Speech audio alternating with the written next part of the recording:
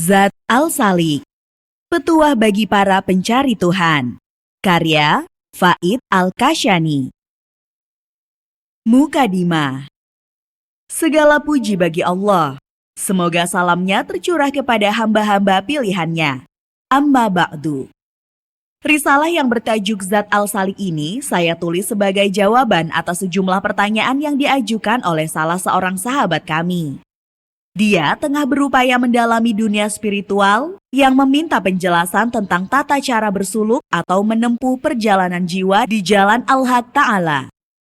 Ketahuilah, semoga Allah menguatkan Anda dengan pertolongannya, bahwa sebagaimana perjalanan formal atau al-safar al-syuri yang biasa dilakukan oleh setiap orang memerlukan sejumlah hal, yaitu adanya mabda atau titik awal perjalanan, muntaha atau titik akhir yang menjadi target perjalanan, jarak dan rute yang mesti ditempuh, bekal yang harus dibawa, kendaraan yang mesti dikendarai, juga keberadaan teman yang menyertai, serta petunjuk yang bisa mengarahkan. Maka demikian juga halnya dengan perjalanan spiritual atau al-safar al-maknawi, yang merupakan sebuah perjalanan jiwa menuju keharibaan Al-Haq Ta'ala, Sang Sumber Wujud. Pastinya juga memiliki semua perangkat sebagaimana yang ada dalam perjalanan formal.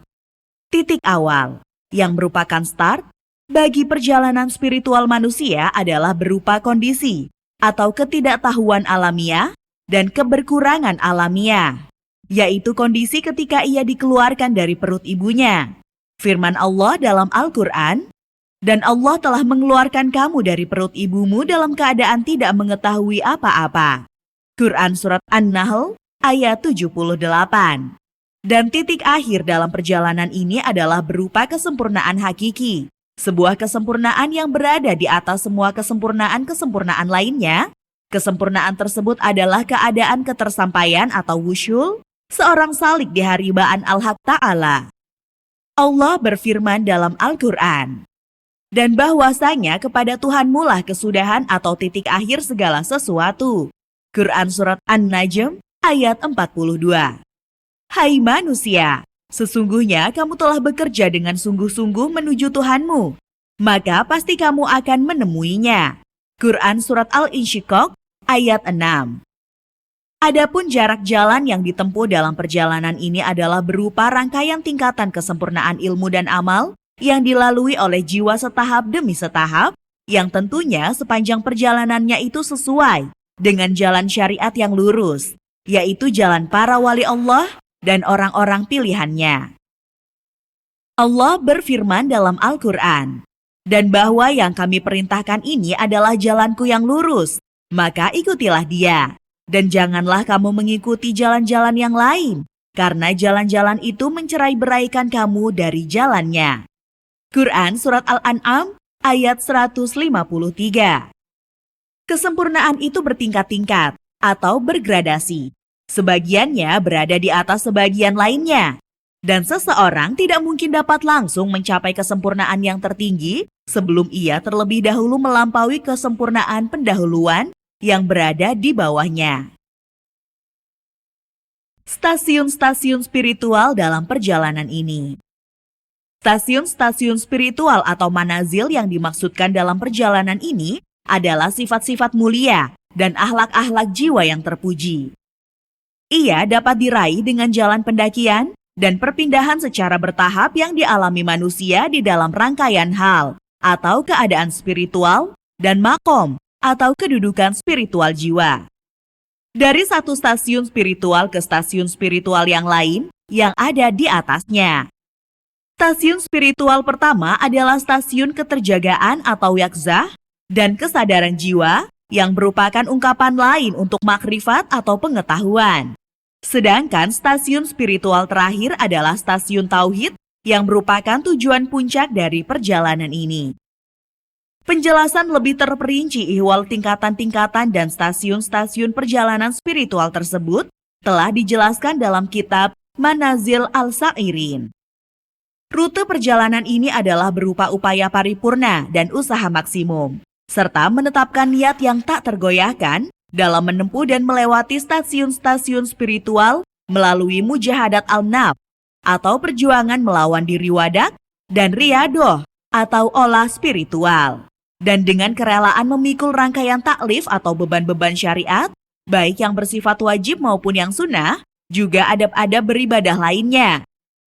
Selain itu, seorang salik juga harus berupaya untuk senantiasa melakukan muraqabat al-nafs atau mengontrol fluktuasi jiwa, dan muhasabat al-nafs atau mengalkulasi peraihan kualitas-kualitas jiwa dari waktu ke waktu.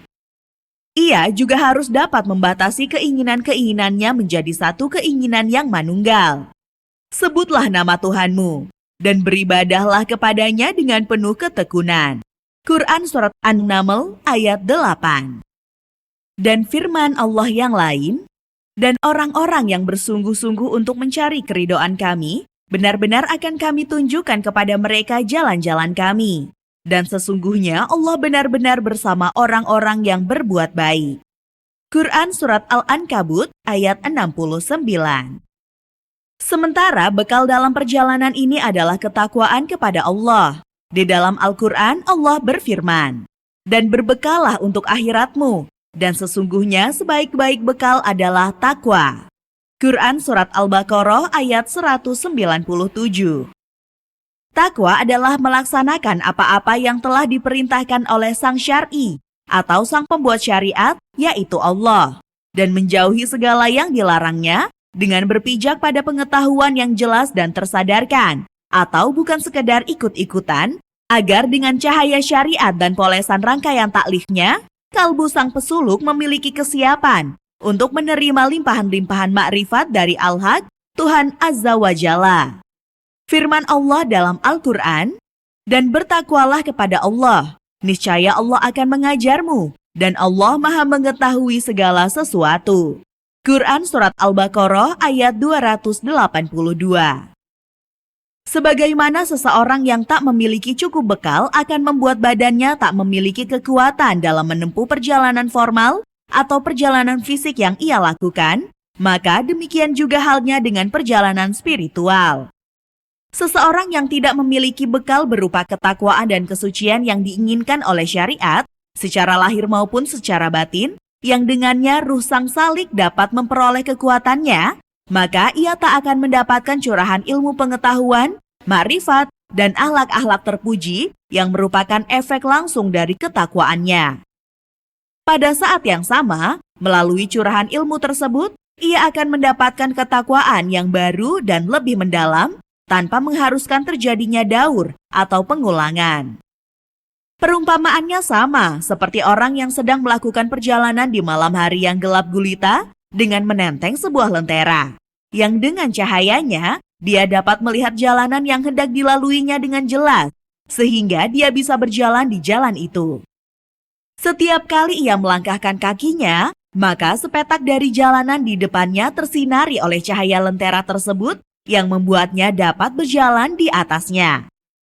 Demikianlah, selama ia tidak melangkahkan kaki dan tidak berjalan, maka bagian jalan di depannya tak akan mendapatkan cahaya lentera tersebut.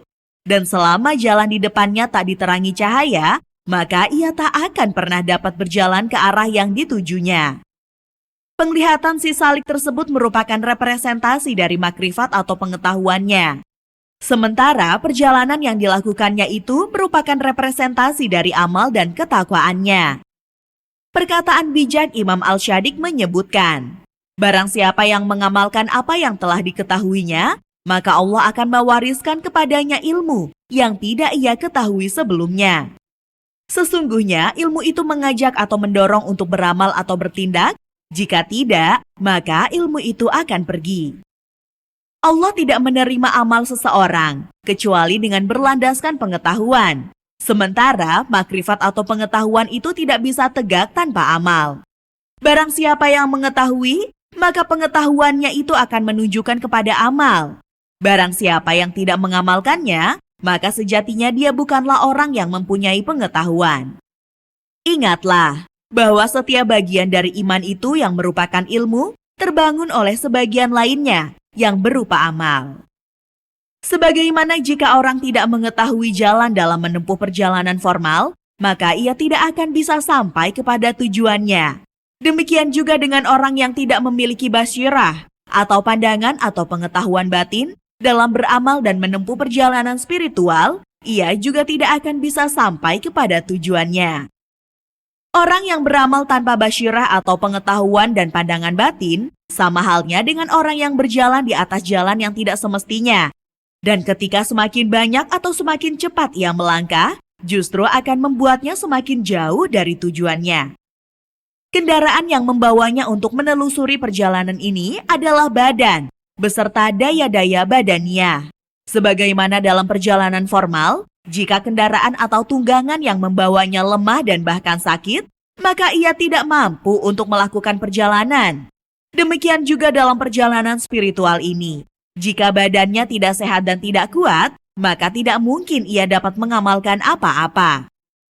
Oleh sebab itu, mendapatkan sumber penghidupan dari sisi ini menjadi sebuah keniscayaan yang tak dapat dihindarkan. Sesuatu yang wajib untuk diraih sesuai dengan kadar keniscayaannya. Apabila demikian, mencari rezeki atau pendapatan hidup dalam kadar yang berlebihan merupakan sesuatu yang terlarang dalam bersuluk atau laku spiritual. Dunia hina yang diwanti-wantikan oleh para pesuluk adalah dunia dalam konteks melampaui batas kemestian yang dibutuhkan dalam perjalanan spiritual yang keberadaannya justru akan menjadi bencana bagi orang yang bersangkutan. Adapun mendapatkan rezeki atau sumber penghidupan dalam kadar yang mesti dipenuhi atau dalam sebuah perjalanan spiritual, hal itu termasuk bagian dari perkara akhirat dan upaya untuk mendapatkannya terhitung sebagai sebuah ibadah. Dan sebagaimana orang yang membiarkan hewan tunggangan yang dikendarainya mencari makanan sendiri semaunya tanpa kontrol, yang membuat pemiliknya tak bisa melanjutkan perjalanan, begitu juga dengan perjalanan spiritual ini. Bila ia membiarkan badannya yang merupakan kendaraannya dalam perjalanan ini, beserta daya-daya badania melakukan semua yang dihasratkannya dan tidak mengikatnya dengan adab-adab dan aturan-aturan syariat, serta tidak memegang tali kekangnya, maka jalan menuju Al-Haq Ta'ala tak akan pernah dapat ditempuh. Partner seorang pesuluk di jalan ini adalah para ulama, orang-orang soleh, para ahli beribadah, dan salikin atau para pencari ruhani, yang sebagian mereka dengan sebagian lainnya bahu-membahu dalam membantu dan mensupport sesamanya. Tidak semua orang dapat dengan cepat mengetahui dan menyadari aib dirinya. Seseorang pada galibnya lebih cepat mengetahui aib dan cacat orang lain. Dengan demikian, apabila beberapa orang yaitu suatu komunitas secara bersama-sama berkomitmen untuk melakukan bangun diri, atau sebuah ungkapan yang memiliki tujuan yang hampir sama dengan perjalanan spiritual, dan setiap orang dengan tulus memberitahukan apa yang menjadi aib atau kekurangan teman seperjalanannya, maka perjalanan akan dapat ditempuh dengan lebih cepat. Karena sesungguhnya setan lebih dekat pada yang lebih berpeluang besar dalam menjerumuskan seseorang yang sendirian ketimbang orang yang berkelompok. Dan sungguh tangan Allah berada di atas orang-orang yang berjamaah atau bersatu padu. Jika salah seorang dari mereka keluar dari jalan yang semestinya, maka yang lain akan memberitahukannya. Namun apabila seseorang sendirian atau tidak memiliki teman dalam perjalanan tersebut, niscaya akan teramat sulit baginya untuk segera mengetahui ketergelinciran dari jalan yang hendak ditempuhnya. Yang menjadi penunjuk di jalan ini adalah Nabi SAW dan seluruh wali yang sejati. Mereka adalah para penunjuk jalan ini. Mereka telah meletakkan rangkaian aturan dan adab-adab dalam menempuh perjalanan ini. Mereka juga telah memberitahukan sisi-sisi kemaslahatan dan kemafsadatan yang ada di jalan ini. Mereka sendiri telah menempuh perjalanan ini, dan mereka meminta umat ini meneladani mereka dalam menempuh perjalanan yang sama. Allah berfirman, "Sesungguhnya telah ada pada diri Rasulullah itu suri teladan yang baik bagimu, yaitu bagi orang yang mengharap rahmat Allah dan kedatangan hari kiamat, dan dia banyak berzikir kepada Allah." Quran Surat Al-Ahzab ayat 21. Katakanlah, jika kamu benar-benar mencintai Allah, ikutilah aku. Niscaya Allah mengasihi dan mengampuni dosa-dosamu. Allah Maha Pengampun lagi Maha Penyayang. Quran Surat Ali Imran ayat 31. 25 petua sebagai fondasi bagi pendidikan dan penyucian jiwa. 1. Menjaga 5 sholat fardu. Yang dimaksud adalah mendirikan sholat di awal waktu secara berjamaah dengan mengamalkan sunnah-sunnah dan adab-adabnya. Jika seseorang mengakhirkan sholat dari awal waktunya dengan tanpa ada halangan atau uzur, dan tanpa alasan yang dapat diterima, atau melaksanakan sholat tidak secara berjamaah, atau mengabaikan salah satu sunnah dari sunnah-sunnah sholat atau mengabaikan salah satu adab dari adab-adab sholat, maka dia telah keluar dari laku suluk. Dan posisi serta keadaannya sama dengan keadaan orang-orang awam yang pada umumnya congkak. Dia berada di padang sahara kebodohan dan kesesatan, yang tidak mempunyai pengetahuan sama sekali tentang tujuan sebuah perjalanan, dan kualitas kemanusiaannya selamanya tidak akan dapat menaik. 2. Menjaga sholat Jumat dan 2 sholat hari raya yaitu Idul Fitri dan Idul Adha, serta sholat ayat, disertai dengan menjaga syarat-syaratnya kecuali dalam kondisi ada uzur atau yang tak memungkinkannya memenuhi syarat-syaratnya. Hal ini sebagaimana disinggung dalam sebuah hadis. Rasulullah berkata, barang siapa meninggalkan sholat Jumat 3 kali berturut-turut tanpa uzur dan tanpa sebab yang dibenarkan oleh syariat, maka Allah akan mengunci mata hatinya. 3. Menjaga ibadah-ibadah sunnah rawatib harian atau mencakup sholat sunnah sebelum sholat wajib atau qabliyah dan sholat sunnah setelah melaksanakan sholat wajib atau ba'diyah.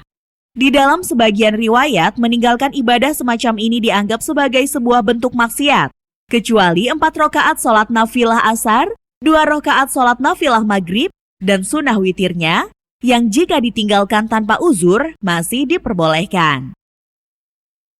4. Menjaga puasa bulan Ramadan dan menyempurnakannya dengan menjaga lidah dari sikap bersenda gurau, membicarakan aib seseorang atau ghibah, berbohong, mengucapkan ucapan yang kotor dan sejenisnya. Demikian juga menjaga seluruh anggota tubuh dari sikap zalim dan khianat, serta tidak berbuka puasa dengan menu makanan yang haram maupun yang syubhat atau belum jelas halal haramnya. Selama bulan puasa, perilaku semacam ini harus lebih diperhatikan dan lebih diseriusi dibanding hari-hari di luar bulan Ramadan. 5. Tekun melaksanakan ibadah puasa sunnah, yaitu puasa 3 hari di setiap bulan yang nilainya setara dengan puasa al-dahr atau 1 tahun penuh berpuasa dengan berselang-seling. Hendaknya seorang muslim tidak meninggalkan ibadah ini tanpa uzur. Jikapun mesti meninggalkan, hendaknya dia mengqodonya atau bersedekah dengan memberikan makanan 1 mud sebagai ganti puasa yang ditinggalkannya. 6. Konsisten dalam berzakat, yaitu tidak mengakhirkan zakat dan tidak pula memajukannya, kecuali ada uzur seperti tidak ada golongan yang berhak menerima zakat atau mustahik, atau menunggu golongan yang lebih utama menerima zakat, dan alasan-alasan sejenisnya. 7. Tekun menginfakkan harta dengan benar dan jelas, yaitu menyalurkan harta pada jalan yang semestinya, sebagaimana yang ditetapkan dalam syariat, dengan menginfakkannya kepada peminta-minta, atau kepada orang yang berkekurangan setiap hari atau setiap minggu, atau setiap bulan dengan kadar yang pantas. Sedekah yang dilakukannya hendaknya bukan sedekah yang cacat, dan akan sangat utama bila ia mampu bersedekah tanpa ada orang yang mengetahuinya, yaitu melakukan sedekah sir. Firman Allah Subhanahu wa Ta'ala, dan orang-orang yang dalam hartanya terdapat bagian tertentu yang menjadi hak orang miskin, yang meminta-minta, dan orang yang tidak mempunyai apa-apa atau yang tidak mau meminta-minta. Quran Surat Al-Ma'arij ayat 24-25. Dalam suatu riwayat dikatakan bahwa yang dimaksud dalam ayat tersebut adalah bukan harta zakat. 8. Melaksanakan ibadah haji yang diwajibkan Islam. Seorang muslim harus bersegera melaksanakan haji di tahun ketika dia sudah wajib melaksanakannya, dan tidak boleh mengakhirkannya tanpa adanya uzur. 9. Ziarah ke kuburan-kuburan suci, yaitu kuburan Nabi dan para wali. Di antara kuburan wali yang penting diziarahi adalah kuburan Sayyidina Husain. Dalam sebuah riwayat dinyatakan, seandainya salah seorang dari kalian melaksanakan haji sepanjang hidupnya, namun ia tidak berziarah ke Al-Husain bin Ali, maka ia dianggap telah meninggalkan salah satu hak dari hak-hak Allah dan hak-hak Rasulullah yang mestinya ia tunaikan. Itu karena memenuhi hak Al-Husain adalah kewajiban dari Allah yang harus ditunaikan oleh setiap muslim. Dalam riwayat lain juga dikatakan, sesungguhnya bagi setiap wali terdapat perjanjian mengikat yang ada di leher para pengikut setianya. Dan di antara bentuk pemenuhan janji yang paripurna adalah menziarahi kuburan para wali. 10. Menjaga hak-hak saudara dan memenuhi kebutuhan mereka. Ini merupakan perkara yang mendapat penekanan yang sangat kuat di dalam agama. Bahkan ia lebih diprioritaskan melebihi banyak kewajiban agama lainnya. 11. Sebisa mungkin mengganti kewajiban-kewajiban agama yang luput atau belum ditunaikan saat seseorang menyadarinya. 12. Menghapus akhlak-akhlak tercela dari dalam jiwa. Akhlak-akhlak tercela yang dimaksud seperti sombong, kikir, iri hati, dan yang sejenisnya. Akhlak-akhlak semacam ini dilenyapkan melalui riadoh dan penentangan diri, serta melekatkan jiwa dan mengikatnya dengan akhlak-akhlak terpuji, seperti berperangai yang baik, dermawan, sabar, dan akhlak-akhlak mulia lainnya, sampai akhirnya akhlak-akhlak yang terpuji itu dapat berubah menjadi kebiasaan yang terpatri kuat di dalam dirinya. 13. Meninggalkan secara bulat segala sesuatu yang dilarang. Ketika seandainya seorang pesuluk terperosok pada kemaksiatan, meskipun mungkin jarang terjadi, maka secepat mungkin ia harus menambalnya dengan beristighfar, bertaubat, dan berinabah serta berjanji tidak akan mengulanginya lagi, agar dengan begitu ia dapat menjadi orang yang disayangi dan dicintai Allah Ta'ala. Allah Subhanahu wa Ta'ala berfirman, sesungguhnya Allah mencintai orang-orang yang bertaubat. Quran Surat Al-Baqarah ayat 222.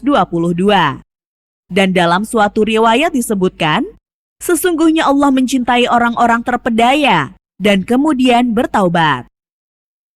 14. Meninggalkan perkara-perkara syubhat atau yang belum jelas halal haramnya, yang berpotensi menyeret seseorang terperosok ke dalam hal-hal yang diharamkan.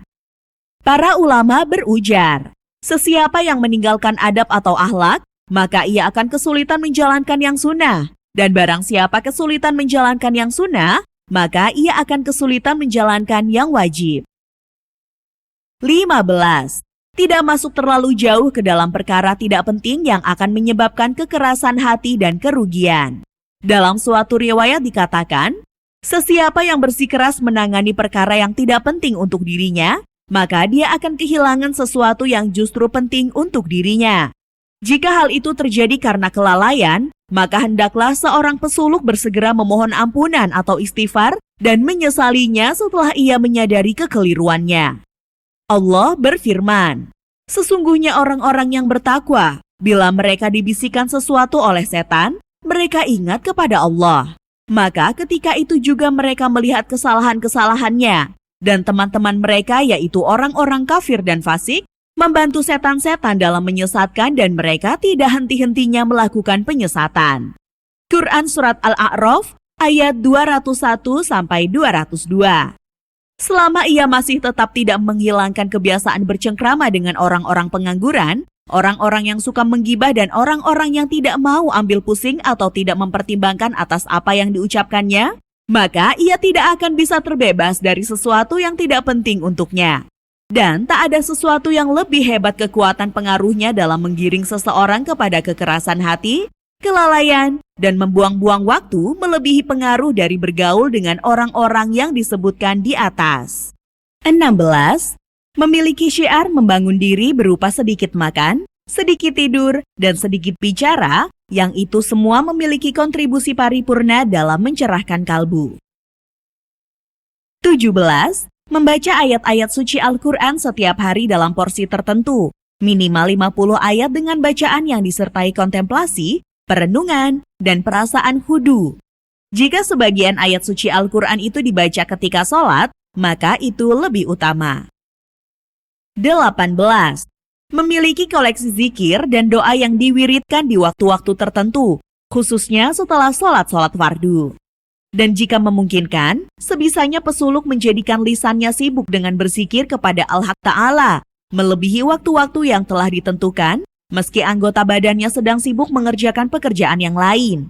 Dan sejatinya, itulah yang disebut sebagai keberuntungan yang sesungguhnya. Terdapat sebuah riwayat berkaitan dengan keadaan Imam Muhammad Al-Baqir. Disebutkan bahwa lidah beliau di setiap waktu terlihat sibuk mengucapkan kalimat thayyibah, yaitu kalimat la ilaha illallah, meskipun beliau sedang dalam keadaan memakan sesuatu, atau berbicara tentang sesuatu, atau sedang berjalan, atau lengah melakukan aktivitas lainnya. Dan sungguh, ini bisa menjadi penolong dan sebuah spirit kekuatan bagi seorang salik atau pejalan spiritual.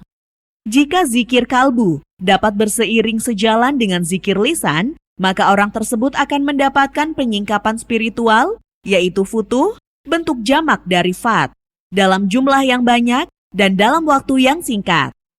Dengan cara demikian, sedikit demi sedikit secara berkelanjutan, ia akan dapat menjadi seorang mutazakir lil haq, atau orang yang senantiasa berzikir mengingat al-haq, yang membuatnya menjadi orang yang tak terlalaikan. Tak ada sesuatu yang dapat memberikan pengaruh luar biasa bagi suluk seseorang yang setara dengan pengaruh yang didapatkan dari zikrullah.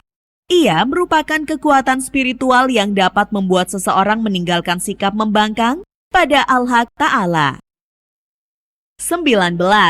Berteman dengan orang alim, bertanya dan berupaya sebisanya memperoleh pengetahuan-pengetahuan agama dari mereka sesuai dengan kadar kemampuan yang dimiliki, sehingga ilmu yang sudah dimilikinya semakin bertambah. Manusia yang paling cerdas adalah orang yang mampu mengumpulkan dan menggabungkan ilmu manusia dengan ilmu yang telah ia miliki. Bergaul dan bersahabat dengan orang yang lebih alim merupakan sebuah keberuntungan yang besar. Ketika ia menemukan seorang alim yang mengamalkan ilmunya, maka mengikutinya adalah sebuah keharusan, dan hendaknya ia tidak keluar dari nilai-nilai kearifannya. Istilah syekh yang biasa dipakai dalam dunia sufisme mengacu kepada orang semacam ini.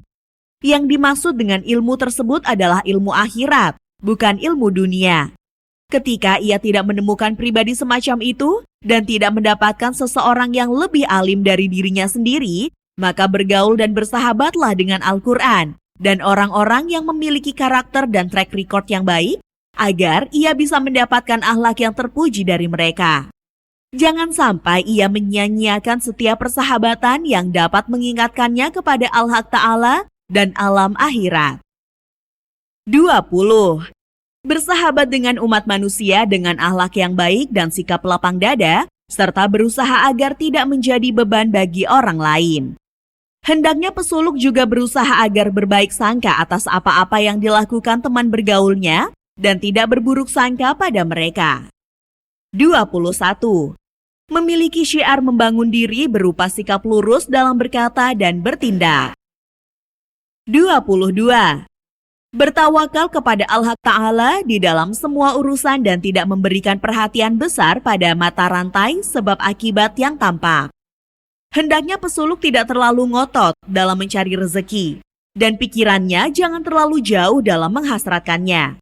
Dengan kata lain, hendaknya ia merasa puas dengan rezeki yang telah didapatkannya, meski sedikit, dan sebisa mungkin meninggalkan sikap mencari lebih dalam hal kerezekian.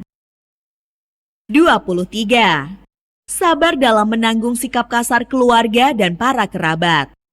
Hendaknya pesuluk juga berupaya agar tidak cepat mengambil sikap konfrontatif dan mudah terpancing oleh orang yang berperangai buruk, sebagaimana yang ditunjukkan oleh kerabatnya tadi. Semakin tinggi intensitas kekerasan yang ditunjukkan, namun ia bersikap tidak ambil pusing terhadapnya, maka hal itu justru akan membuatnya lebih cepat mencapai target yang ditujunya dalam perjalanan spiritual. 24. Sebisanya dan semampunya melakukan amar makruf dan nahi munkar. Di samping itu, ikut berempati dengan orang lain dalam suka duka mereka dan mengikut sertakan mereka dalam bersuluk atau perjalanan spiritual yang dilakukannya jika ia merasa memiliki kekuatan jiwa untuk merangkul mereka. Namun jika tidak, maka sebaiknya ia meminimalisir interaksi dengan mereka dengan tetap melakukan penyesuaian diri dan tidak menunjukkan identitas diri, agar dengan begitu ia dapat terhindar dari bahaya mereka. 25. Mengatur waktu. hendaknya ia meluangkan waktu dalam durasi tertentu, baik di waktu pagi maupun malam, untuk berzikir, agar tidak ada waktu yang terlewatkan dengan sia-sia. Karena sesungguhnya, setiap waktu akan mengikuti apa yang diberikan kepada waktu tersebut. Waktu semakin bernilai ketika waktu itu diisi dengan hal-hal yang baik dan produktif. Dan hal ini yaitu pengaturan waktu. Merupakan salah satu hal yang sangat prinsip dalam bersuluk, sebagaimana yang telah dilakukan oleh para wali sejati yang sampai kepada kita. Mereka menerapkan pengaturan waktu untuk diri mereka sendiri dan mengajak orang lain untuk juga melakukan hal yang sama. Adapun menerapkan praktik 40 hari atau al-arba'una yauman. Melakukan zikir al-dhurub al-arba'ah yang diadopsi dari para sufi merupakan perkara-perkara yang tidak bersumber dari para wali yang sejati. Jelasnya, sebagian syekh atau master sufi yang dimaksudkan dalam konteks ini memerintahkan para murid mereka untuk melakukan hal tersebut karena berdasarkan pengetahuan batin mereka, hal tersebut dianggap pas dengan kondisi jiwa sebagian murid mereka untuk melakukan suluk. Besar kemungkinan bahwa penerapan praktik 40 hari bersandar pada hadis yang berbunyi, barang siapa yang mengikhlaskan diri sepenuhnya kepada Allah dalam beramal selama 40 pagi atau 40 hari, maka akan memancar mata air hikmah atau pengetahuan sejati dari hatinya yang mengalir melalui tuturan lisannya. Sementara tidak memakan makanan yang bernyawa atau hewani bersandar pada hadis yang berbunyi, janganlah kalian jadikan perut-perut kalian sebagai kuburan atau wadah penampungan hewan, dan hadis-hadis lain yang sejenis. Tidak diragukan lagi bahwa menyedikitkan makanan daging, berhalwat untuk berkontemplasi, mengosongkan atau memfiltrasi pikiran, dan bertawajuh secara total ketika berzikir adalah perkara-perkara yang memiliki kontribusi paripurna dalam menerangi dan mencerahkan kalbu pesuluk. Namun dengan syarat, hendaknya tidak sampai menghalanginya untuk tetap bergaul dan berinteraksi dengan masyarakat. Di antara perkara-perkara yang merupakan salah satu fondasi dalam bersuluk adalah adanya unsur ketidakterikatan atau hurriyah. Artinya, seorang pesuluk harus bisa terbebas dari noda-noda alam tabiat atau syawaib al-tabiyah, selaku representasi alam rendah. Impuls-impuls yang berasal dari adat kebiasaan, wasawif al-adah, dan aturan-aturan umum yang terbakukan atau nawamis al-amah. Itu karena seorang pesuluk tak akan menemukan penghalang yang lebih besar dari 3 hal tersebut. Sebagian hukama, dalam konteks ini yang dimaksud filsuf arif, menyebut ketiga hal tersebut sebagai kumpulan pemimpin setan atau ru'asa al-syayatin. Jika Anda memperhatikan dan merenungi setiap keburukan yang dilakukan seseorang, akan Anda dapati bahwa hal tersebut bermuara kepada salah satu dari 3 unsur tersebut. Penjelasan ketiga perkara tersebut adalah sebagai berikut, yang termasuk kategori noda-noda alam tabiat atau syawaib al-tabiyah, yaitu seperti nafsu syahwat dan amarah atau ghadab, beserta turunannya yang mencakup cinta harta, cinta kedudukan, dan lain sebagainya.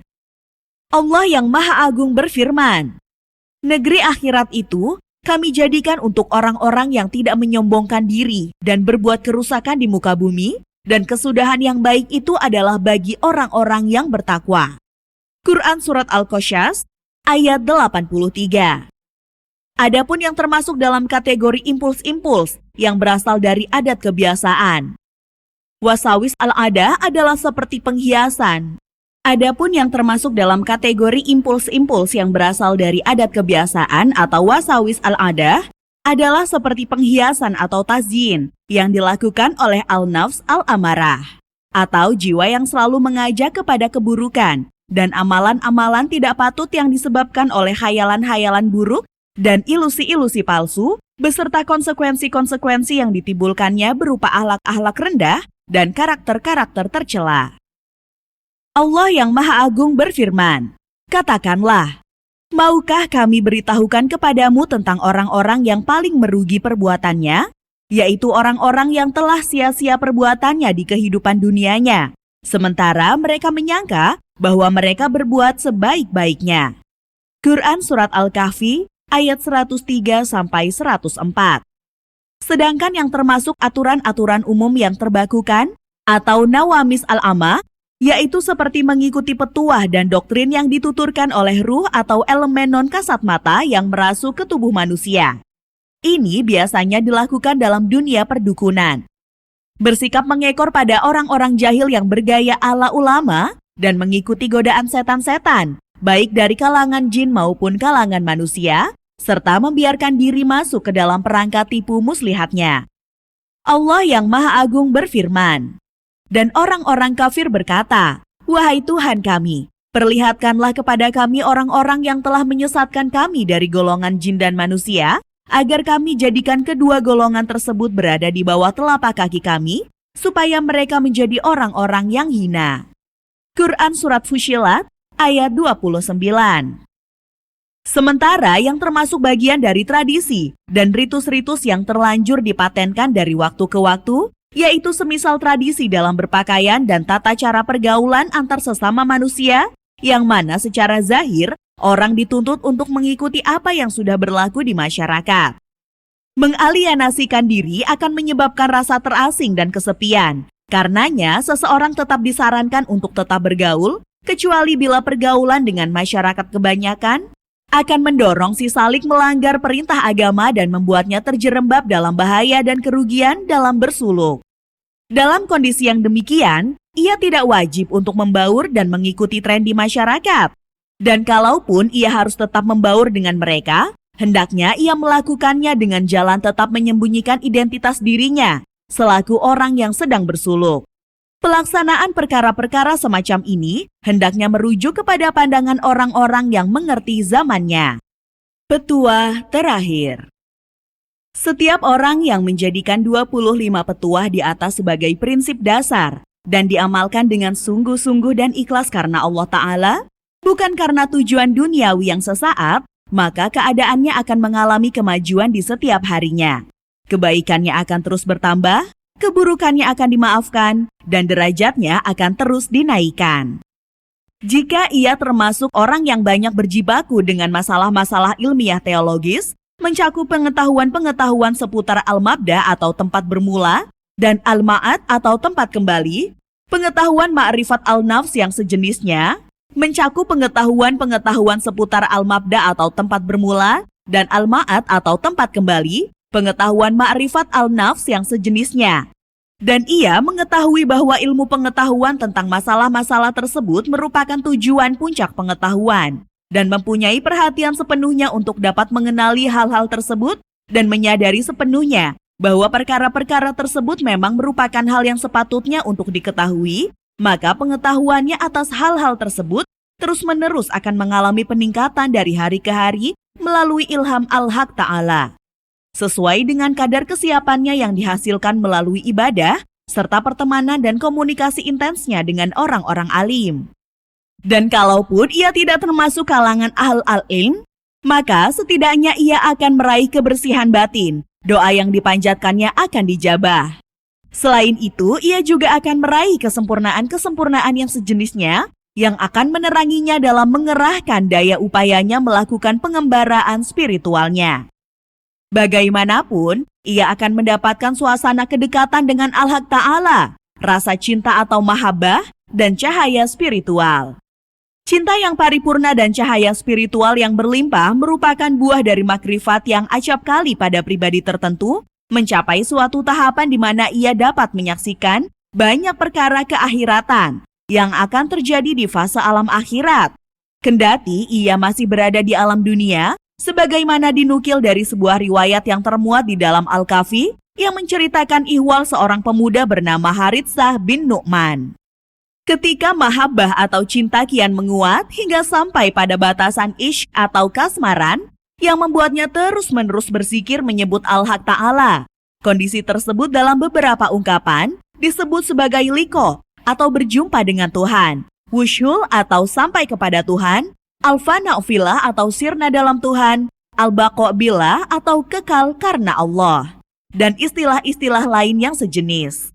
Inilah tujuan dari diciptakannya makhluk, sebagaimana yang disinyalir dalam sebuah hadis qudsi. Aku adalah perbendaharaan yang tersembunyi. Aku ingin dikenali, maka karenanya aku ciptakan makhluk agar aku dapat dikenali.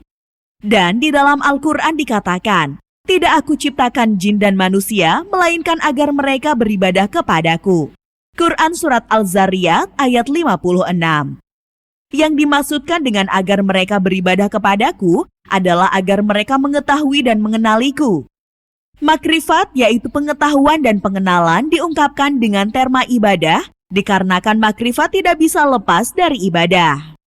Boleh dibilang relasi ibadah dan makrifat adalah relasi dua entitas yang saling terpaut, yaitu antara entitas lazim atau dalam konteks ini adalah ibadah dan malzum atau dalam konteks ini adalah makrifat.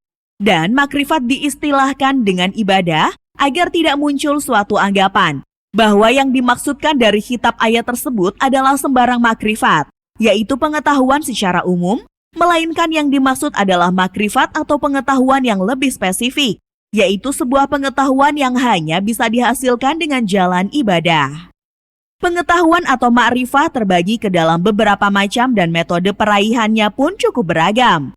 Tidak semua pengetahuan dapat diantarkan seorang hamba sampai pada kondisi qurb atau kedekatan dengan Tuhan, dan wusyul atau sampai pada Tuhan. Pada umumnya, pengetahuan yang ada pada kebanyakan orang dihasilkan melalui taklid atau pandangan turun-temurun dan cenderung ikut-ikutan.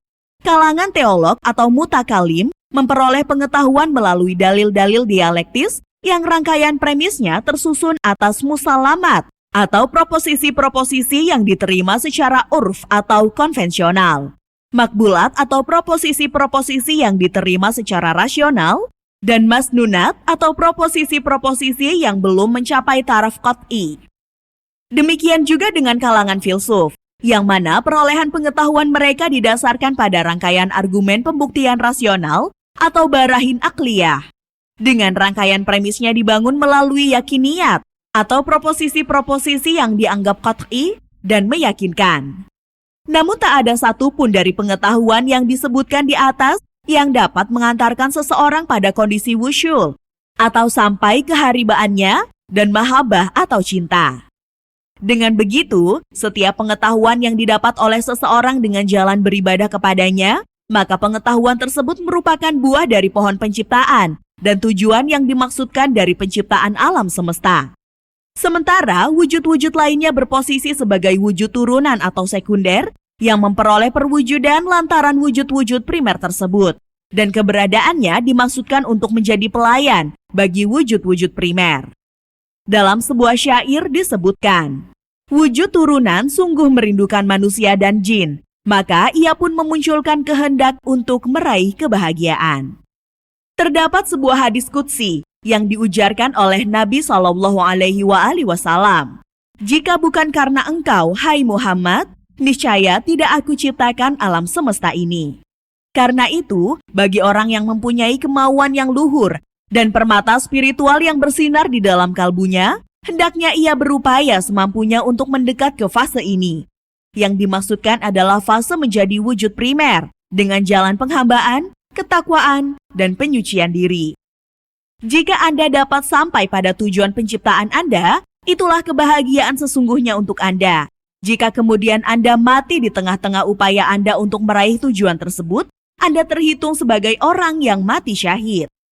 Firman Allah Subhanahu wa Ta'ala dalam Al-Quran menyatakan, barang siapa yang keluar dari rumahnya untuk berhijrah kepada Allah dan Rasul-Nya, kemudian kematian menimpanya, maka dia akan mendapatkan pahala dari Allah.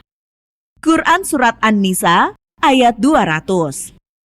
Semoga taufik dari Allah yang Maha Agung lagi Maha Bijaksana terlimpahkan kepada kita semua. Segala puji hanya milik Allah semata, Tuhan semesta alam. Semoga sholawat senantiasa dicurahkan kepada Nabi Muhammad SAW dan seluruh keluarganya,